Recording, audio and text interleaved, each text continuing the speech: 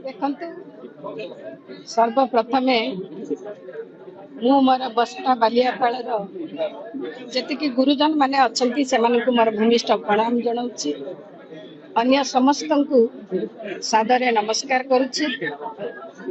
मु बस्ता बालियापाड़ वासी सेवा करने व्रती हेई घर बाहरी आसी एवं 2024 निर्वाचन रे मोर बस्ता बालियापाड़वासी ताकू प्रमाण करी देखैथिले।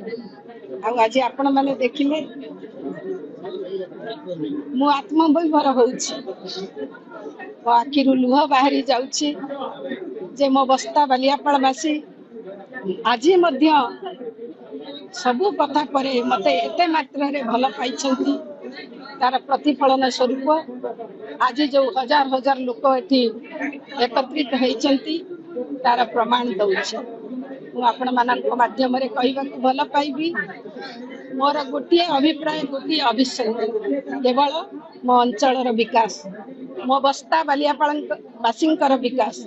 एठी केमिति आसंता दिन रे शिल्प आसु, एठी केमिति आसंता दिन रे बेरोजगारी बंद हो, एठी केमिति आसंता दिन रे मो लोक माने सुविधा रे बसवास करंतु। सेटा ही हबो मोर प्रथम दायित्व एवं कर्तव्य।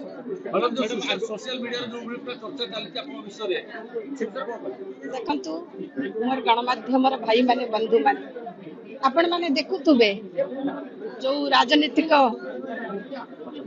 एक्सपर्ट माने जो माने संविधान बाबद रे विशद भाव रे जानिचंती से माने सबु बेले डिबेट करूचंती, आलोचना करूचंती जे राज्यसभा इलेक्शन एमिति गोटे इलेक्शन, ये इलेक्शन रे केही काहाकू व्हिप जारी करि परिबना। ता परे मध्य मु हमर जे दलर प्रार्थी हेइचंती तांको मध्य वोट देइछि एवं आउ गोटे वोट मोर विवेक अनुमोदित वोट देइछि। आमे समस्ते बिजू बाबू को प्रबाद पुरुषों को सबु बेले मने पकाउछु एवं ओडिशा जने ओडिया जत दिन पर्यंत जीवित थिबो ए बिजू बाबू को ना को स्वर्णाक्षर रे लेखुथबा एवं तांको मने पकाउथबा। बिजू जनता दल तरफ आज बहुत जिला परिषद एवं सभापति माने दल छाडुचंती। ए विषय आपनकर पदक्षेप आगु कोन रहइबो जेतो बर्तन सस्पेंड हिसार चंती आगु को आपनको पदक्षेप कोन रहइबो बिजू जनता दल रहउचंती। देखंतु मोर स्वर मोर कथा हଉଛି मो लोकंकर स्वर, मो लोकंकर कथा।